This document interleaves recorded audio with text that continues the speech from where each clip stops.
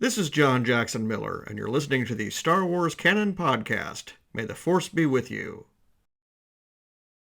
There are stories about what happened. It's true. All of it.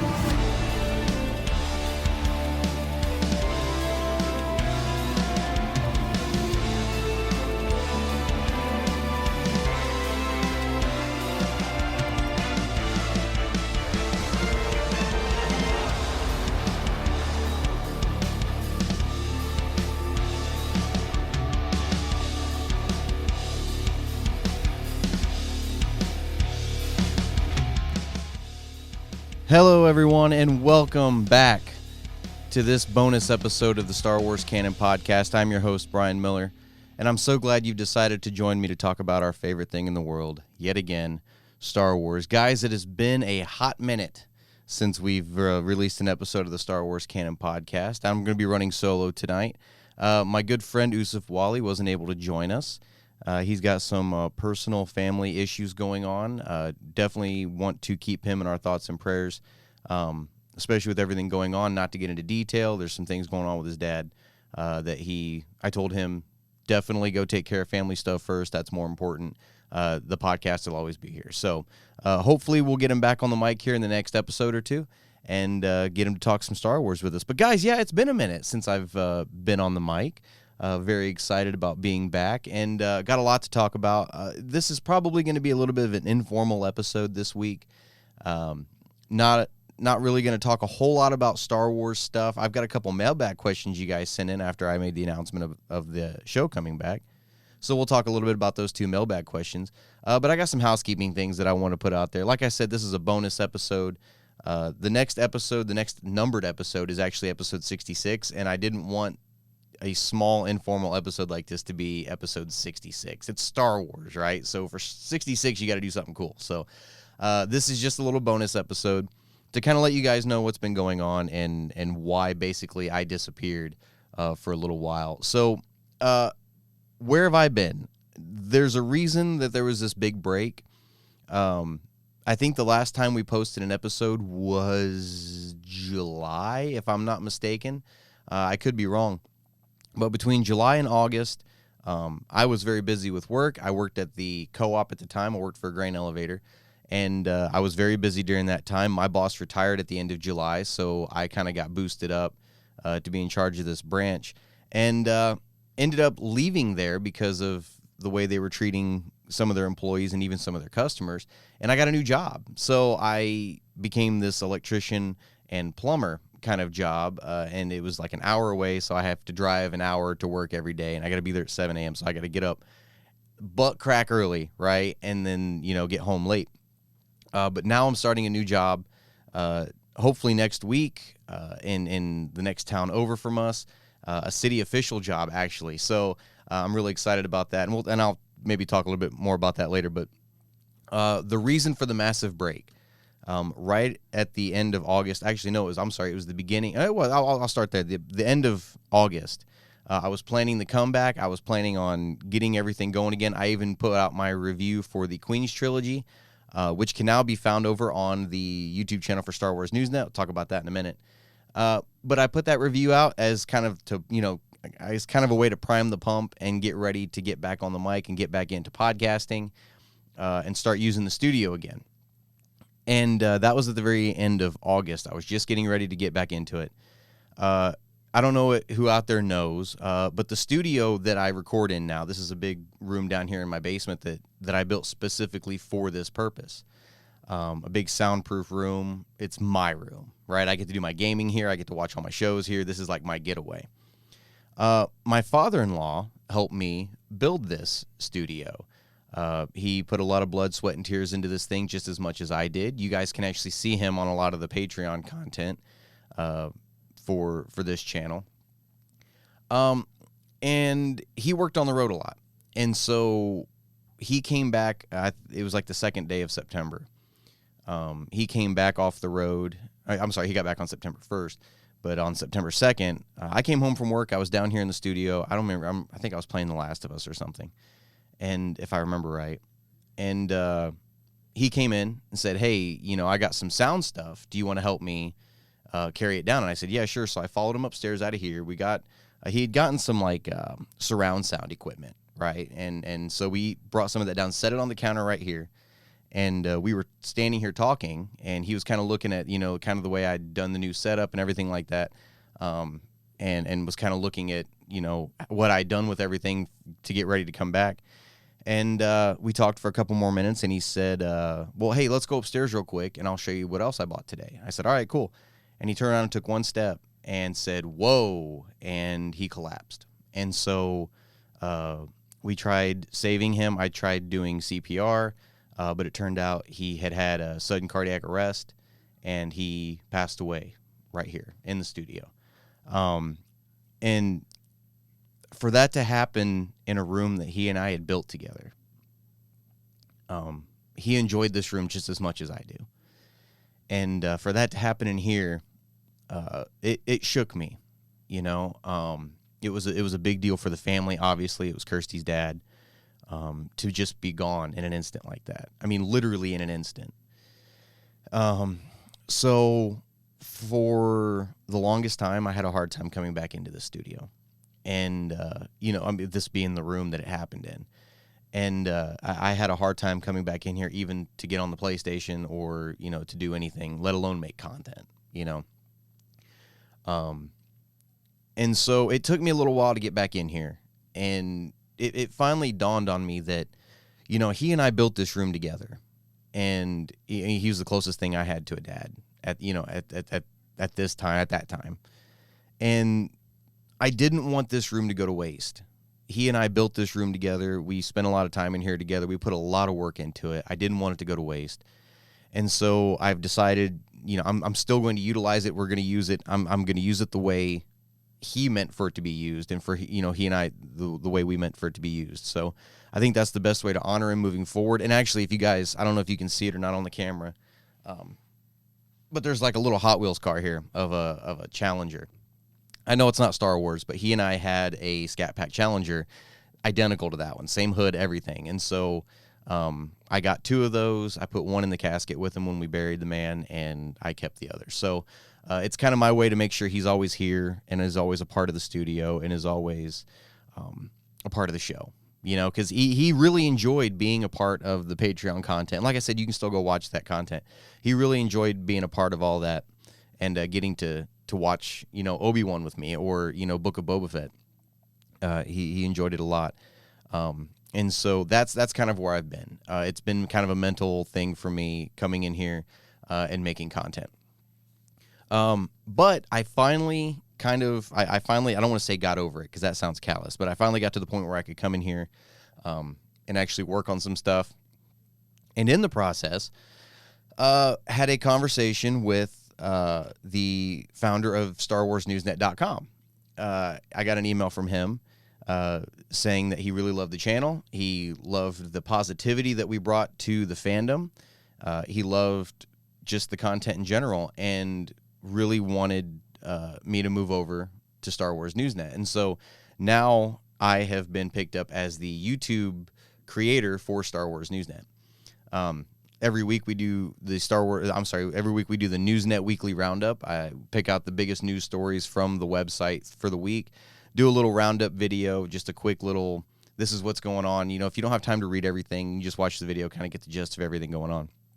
I really enjoy doing it. It's different than doing just a podcast where you can sit and just talk about your emotions and your opinions about Star Wars. Something like that is very objective, which it's nice. It's kind of cool to switch it up a little bit and to do that. So I'm having a lot of fun doing that.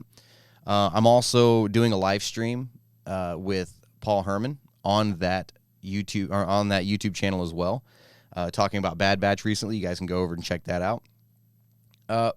And I think all my reviews from here on out, novel reviews, are going to end up being on Newsnet. And I'm really looking forward to pumping that content out and getting it out over there. I'm really enjoying it quite a bit. So there's been a lot going on behind the scenes. The Marvelcast guys have started their own channel, which I was totally cool with. That's great. They went off to make their own channel. Their podcast is still on the podcast channel, so it'll still be on Spotify and iTunes and all of that with this podcast. but their video version is going to be on a different channel now. So I think it's a great opportunity for them to really reach out, and because everybody here are Star Wars fans, right? It's hard for a Marvel show to shine on a channel that was started as Star Wars, and I completely agreed with them. That was kind of what they brought to me, and so they started their own channel. Wish them every bit of luck on their channel. I really do. I think they've got a great show, and I think that they could definitely succeed. But so things have really been happening. They're doing their own channel now. I'm part of Star Wars Newsnet. I'm having a blast doing it. I'm having an absolute blast getting in and talking Star Wars news, and especially the people I've got to meet while doing the Newsnet videos and everything like that. I'm having an absolute blast. So definitely go over and check their YouTube channel out as well, and even the website. It's a great website, and absolutely love doing the content for them. I've gotten more than a couple of emails about the Veterans Day live stream that I had planned for November 11th last year.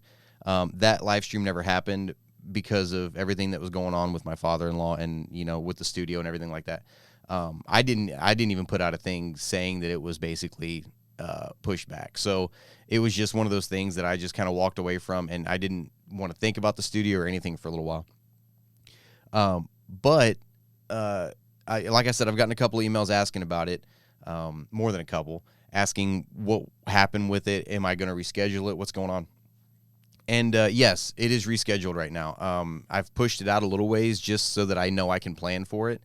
But yes, right now it is scheduled for May 6th. So for those of you that don't know what this show is going to be, what this live stream is going to be, it's a 24-hour live stream, and we're going to just play games. I think we're still going to play The Last of Us. I think that's what we're going to end up doing.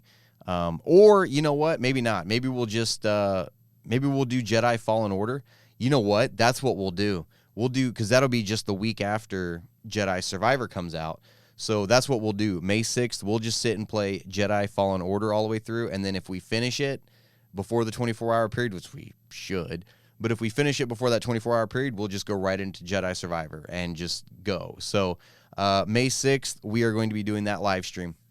Now, during that stream, I keep all the canon stuff, right? I used to keep a hard copy of everything. And, I mean, I've got books here. I've got a bookshelf over there full of books. But I used to get hard copies. And I think it was like 2 years ago, I decided to go digital and bought a Kindle and started getting everything digitally. That way I can take my books with me everywhere I go. I've always got something to read. And they're cheaper. They're like half the price.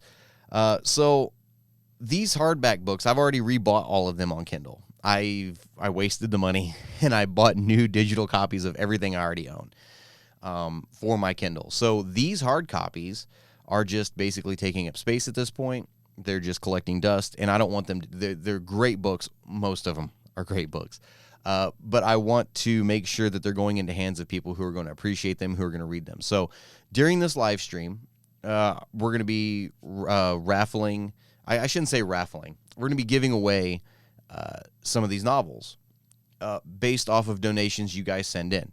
So these donations are going to be going to the Wounded Warrior Project to help veterans. For those of you who don't know, I'm a U.S. Army veteran, and it's something that means a lot to me. And we're probably going to split it down the center. It's probably going to end up being half of it Wounded Warriors and the other half to raise awareness for veteran suicide and prevention. It's something that means a lot to me. So based off the donation you guys give, if you guys donate a certain amount, you'll get a choice basically of a book. And, I'll have a list of all the books available at the beginning of the stream. First person to donate gets the first crack at a book. And then the second person to donate gets second crack at a book. And I'll keep track of who gets everything.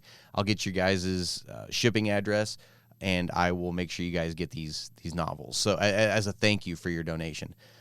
Some of them, like the Aftermath trilogy, the Thrawn trilogy, Alphabet Squadron, which I think I'll have to get the third book for Alphabet Squadron. I think I got the third one on Kindle. I think that was right when I did the transition. But like the Queen's trilogy, all of those novels as trilogies, if you guys donate over another certain amount, you'll get a trilogy to pick from. And there's only going to be a handful of those. Obviously, we got 2 Thrawn trilogies, Queen's trilogy, Alphabet Squadron, and even the novelizations for the films. I think I'm going to do those as a trilogy. They make more sense as a trilogy and novels than they do in films. So yeah, that's rescheduled for May 6th. I'm really looking forward to it. I really wanted to do it back in November, but with everything that was going on, it was just harder for me to kind of get in here. So, anyway, yeah, so that's kind of what's going on with the live stream. And the other thing I wanted to announce before we really get into mailbag questions is something that I've gotten a lot of emails about also, and I'm really excited about it. The Star Wars Canon mobile app that I had started, I think, 2 or 3 years ago, that ended up getting shot in the head, basically. It's about to be reborn. I'm really excited to announce that I'm working on a new version of it. It's going to be bigger and better than what the first version was. I was really happy with the first version too. And then with Disney kind of interfering with their cease and desist letter, and then me fighting it, and then basically saying, okay, yeah, you're right, you're not making any money off of it, go for it. And then it just got so expensive to keep going with that mobile app. Now, I think we're set up to really do this the right way, and I think I can make it something even better than what it was before. So I've already started work on it. It's an undertaking considering how much more canon has come out in the last 3 years from when I made the first one. But I learned a lot doing the first one. I learned a lot of shortcuts now that I can take with design making graphics and stuff like that. It's going to pump it out a lot faster. So I'm really excited about it. I'm really happy to finally announce it. I've been working on it for a little bit. But I thought this episode would be a really good way to announce it. So that's kind of what's been going on with the Star Wars Canon Podcast. That's where I've been. That's kind of what we've been dealing with under this roof. It's been absolutely hectic. It's been crazy. But life is that roller coaster ride that nobody knows what hills or turns or dips are coming around the corner. You know what I mean? And so all you can do is ride the ride and hope you don't throw up along the way. So that's what's been going on. So let's get into some mailbag questions real quick. Like I said, this isn't going to be a very long episode. I've got a couple mailbag questions to talk about. I'm really excited to be getting back into this. And just so you guys know, we're still going to be putting the show out every Saturday at 7 p.m. Central Time, which 7 p.m. my time, Central Time. We're still going to be putting the show out on top of everything else going on with Newsnet. I'm really, really excited for it. So that's where we're at. So let's get into some mailbag questions. Like I said, I've got 2 of them. The first mailbag question this week comes from Brooke Hayes. And Brooke says, "Hello, Brian. Saw your announcement about the podcast coming back and got super excited to hear you were returning. Thought I'd shoot you a question that's been on my mind for a while now and get your opinion on it.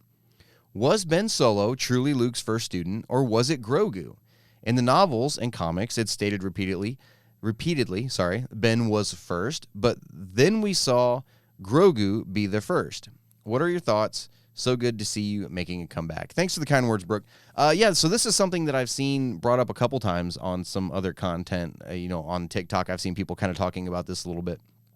And I think it's hilarious how people, and I'm not calling anybody out on this show, I promise you, but I think it's hilarious how some people take that opportunity to be like, oh, they broke canon by making Grogu get picked up by Luke. No, they didn't.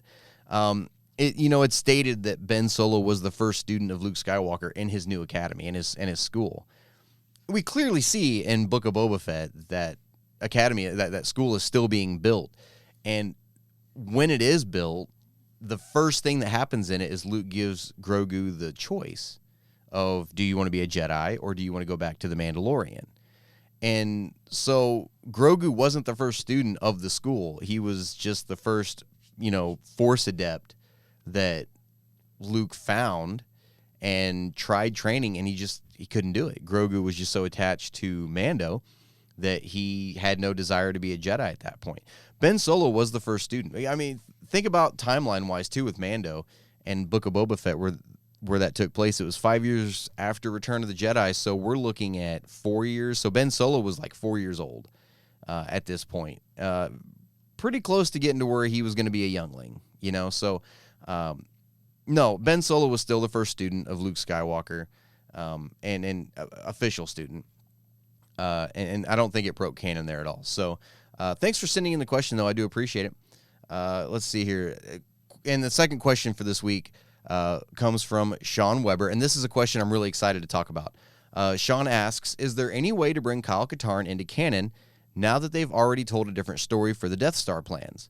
He's one of my favorite characters, and I think he deserves his canon debut. Love the show, and may the Force be with you. Thank you, Sean. Yes, so Kyle Katarn is one of my absolute favorite characters in Legends of all time. I love Kyle Katarn. I've got a Kyle Katarn lightsaber over there that I absolutely adore. I've always liked Kyle Katarn. Jedi Outcast was always my game growing up when I was a kid. And playing Jedi Outcast now as an adult made me want to go back and play the old Dark Forces games. You know, when you get older, you have an appreciation for the retro stuff. I've got, both Dark Forces games now, the little mysteries of the Sith and Jedi that was in between them, and then Outcast and Academy. And I absolutely adore those games. Kyle Katarn is absolutely, he's a badass. He just is. As far as bringing him into canon, it's still possible. They didn't mess up his backstory at all. They've already told that story in Rogue One about how the Death Star plans were captured. In Legends, Kyle Katarn and Janors were the ones that stole the Death Star plans and then got them back to the Rebel Alliance so that A New Hope could happen. It was basically, that was the story Rogue One told, was how they got the plans. They rewrote it for canon. And when you look at some of the names there too, you got Janors, Jan Erso, some of the names were really, really close, right? But Kyle Katarn, he's a really great character. He had a great arc, going from mercenary to Jedi, being tempted by the dark side, cutting himself off from the Force completely because of that temptation, and then reconnecting himself to the Force and becoming one of the greatest Jedi in Luke's Jedi Academy and Legends. It's a great story, and everything along the way. I definitely think they could bring him back into canon. I'm waiting on the moment they do it. I think it's inevitable at this point. He's one of the fan favorites. Prince Shizor has finally made his debut back into canon in the Crimson Reign comics, so why can't Kyle Katarn come in, right? As far as the Death Star plans thing and kind of that maybe ruining his story in canon a little bit, I don't think so. The stealing the Death Star plans was such a small part of his story that it's not going to matter. It really isn't. They for canon, they could come up with another mission that he goes on that, kind of primes the pump for him to work for the Rebel Alliance or whatever. But I definitely, after the Death Star plan mission, it was never really mentioned again in his backstory. He went on to become a Jedi Knight, cut himself off, became a Jedi Knight again, then a Jedi Master. The Death Star plan thing was never really brought up again. So you could easily cut that portion of the story out and make it its own thing. Like, that was the story of Rogue One. And then bring in Kyle Katarn. So, excuse me. I definitely think that he could make his debut into canon. And honestly, I'm surprised they haven't already. Like I said, he is an absolute fan favorite. And to not bring him in yet, they brought back Thrawn. Now Prince Shizor is canon again. Who else have they brought in from Legends that's canon? Now, I know there's people out there, I can't stand him, but I know there's people that like Jaxon the Rabbit. I can't stand Jaxon, but I know people love that character. And the fact that he was brought in, I know people love that. And there's a handful of other characters that have been brought over as well. I'm honestly, if I was at Lucasfilm, and this is just me personally, if I was at Lucasfilm and I had to make a list of Legends characters that I wanted to bring over to canon, Kyle Katarn would be on that list. And not only would he be on the list, he'd be pretty high on the list. That's one of those characters that, definitely, Revan's going to be made canon before Kyle Katarn is. I'm just saying.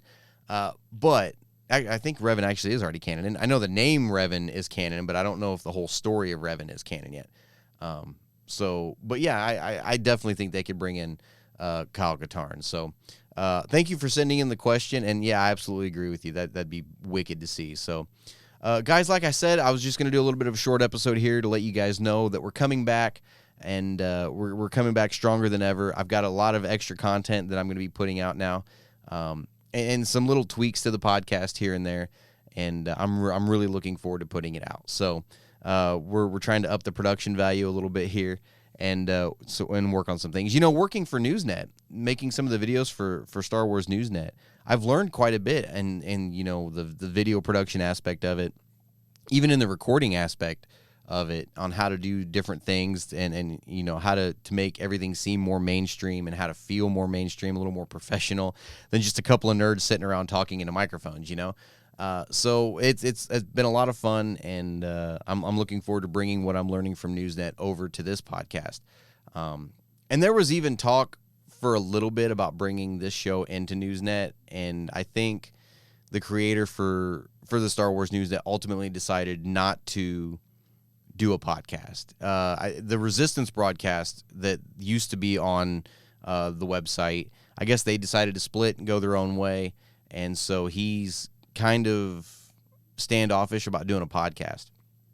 I'm hoping he changes his mind at some point. He's the boss, but I'm hoping he changes his mind at some point and we get to bring this show under the banner. I think that'd be a lot of fun to be able to sit and talk Star Wars every week under a banner like that. So, guys, thank you for joining me this week. Please be patient while we get the show going again. We will be live again. Well, not live, but the next episode will be coming out next week.